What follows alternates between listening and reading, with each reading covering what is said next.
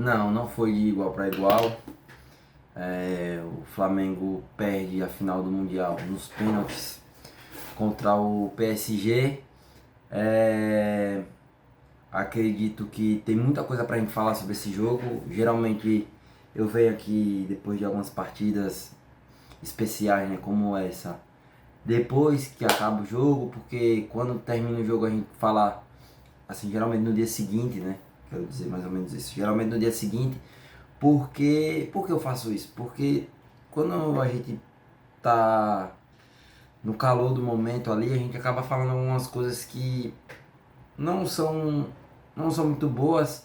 Eu queria chegar aqui agora e xingar o Pedro, xingar o Saul, mas não é o correto, sabe? Eu não tem mais coisa pra gente analisar, coisas mais importantes pra gente analisar do que só os pênaltis, né? Então, se eu viesse aqui ontem e falasse do meu sentimento como torcedor, vou deixar pra falar isso no final do vídeo, é...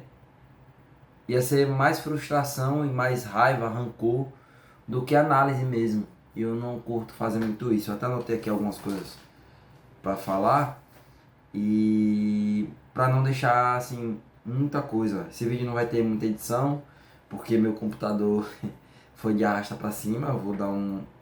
Vou tentar resolver isso o mais breve possível para aí sim os vídeos voltarem com mais qualidade e com mais e também com mais frequência, né? Tô sem postar vídeo longo aqui no canal há algum tempo por conta disso.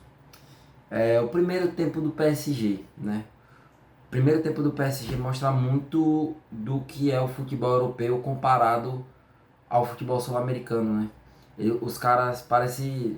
Você já deve ter feito isso aí no seu telefone, o áudio do WhatsApp em 2x. Então, parece que o PSG joga em 2x enquanto o resto do mundo, o futebol europeu, joga em 2x enquanto o resto do mundo joga na velocidade normal, padrão, né? A gente vê o Arrascaeta, que é um craque aqui na América do Sul, e quando joga contra nesses jogos, não sei se vocês já tiveram essa impressão, não sei se vocês repararam isso, mas no jogo contra o Liverpool, o Arrascaeta também não apareceu. Por quê? Porque o Arrascaeta ele precisa de tempo, o Arrascaeta precisa de espaço. E tempo e espaço no futebol europeu, assim, praticamente não existe. Quando ele tocava na bola, a gente tinha dois em cima dele. Porque certamente o Luiz Henrique estudou o time do Flamengo e olha, esse cara aqui ele não pode ter espaço. E aí, no único espaço que o Arrascaeta teve, ele ainda conseguiu um pênalti, né? Então, assim, fica muito claro, fica muito nítido que o futebol europeu é um nível acima. Mas eu vejo que essa distância está diminuindo. Eu vejo que o Flamengo, principalmente por conta do seu poder financeiro, tem condição de chegar numa final de Mundial e ganhar. Eu acho que se a gente está chegando lá, uma hora vai dar certo, uma hora vai bater. É como o André Sanches falava no Corinthians, que para ser campeão tem que estar disputando a competição. O Corinthians não disputava, começou a disputar ali em 2009, 2010, e aí quando chegou, com um time mais encorpado, conseguiu ser campeão. Então eu vejo muito disso. O Flamengo chegou para a final do Mundial e colocou, saiu do banco de reservas jogadores como De La Cruz, jogadores como Saul, o Pedro. Então assim, já vê uma melhora absurda com relação às outras edições em que o Flamengo participou do Mundial, as outras edições mais recentes, né? Eu já falei aqui um pouco sobre o Arrascaeta, mas eu vou me aprofundar um pouquinho mais, porque assim, é nítido, né, que o Arrascaeta, ele é um craque de bola aqui na América do Sul, só que talvez a gente tenha a dimensão do porquê que ele não saiu, né, muito pela parte física. O Arrascaeta ele não é um jogador que se entrega tão fisicamente, diferente desse ano, que eu achei que esse ano, por ter o Felipe Luiz até, como um cara que tem essa filosofia do futebol europeu muito enraizada, talvez ele tenha pedido isso do Arrascaeta com um pouco mais de vigor e a gente viu a melhor versão do Arrascaeta. Imagina o Arrascaeta, sei lá, mais novo, há uns 3 4 anos atrás, jogando dessa forma, se entregando fisicamente como ele se entrega.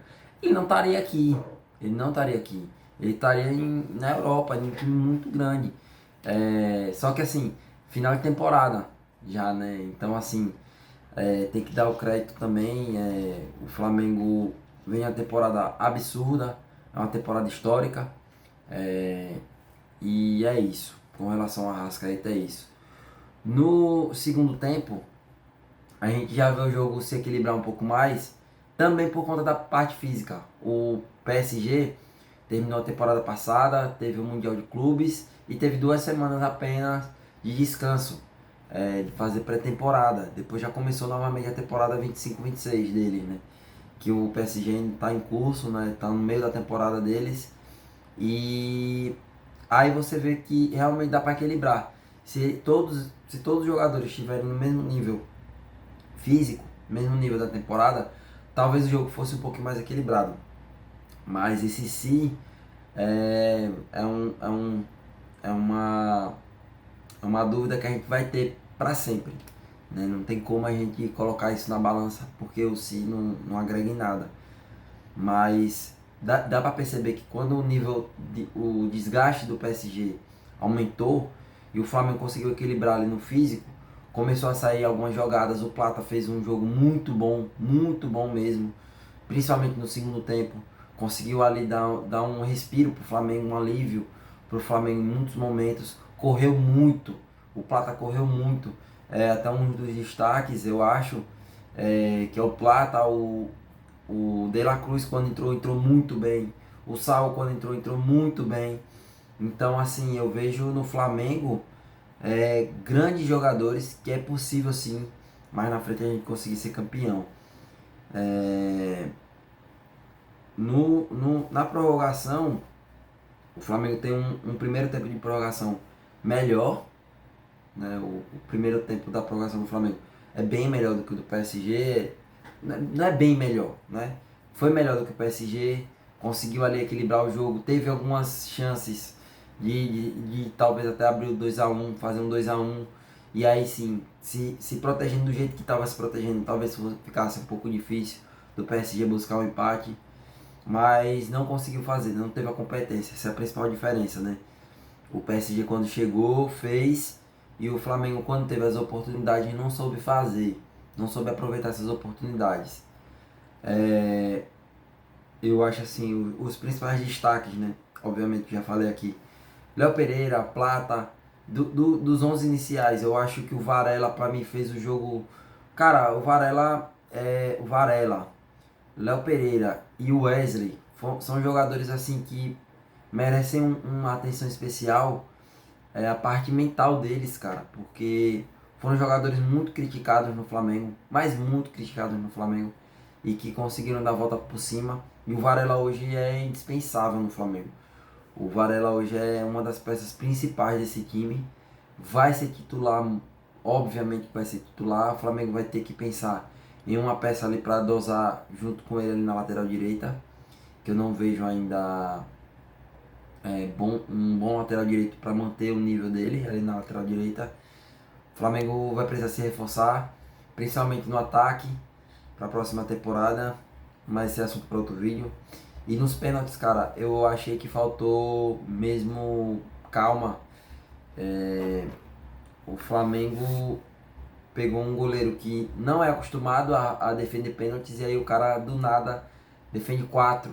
Que não, o Flamengo não perdeu pênalti, o goleiro defendeu 4 pênaltis, né? Foram 4 pênaltis mal batidos?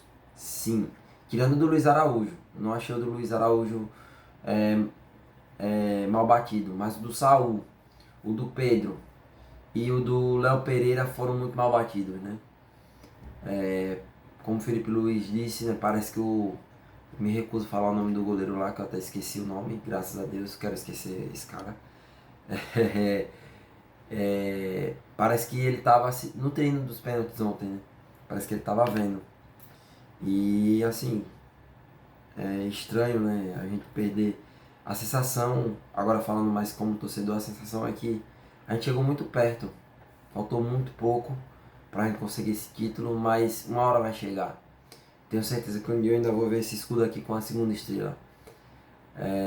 E é isso, rapaziada. Tem muito que comentar mais sobre isso. Os pênaltis tortura, é triste perder dessa forma, mas para um sorrir, outro tem que chorar, e infelizmente fomos nós. Beleza? Deixa o like aí, se inscreve no canal. Vou tentar resolver o problema do meu PC aqui o mais breve possível pra gente voltar com os reacts.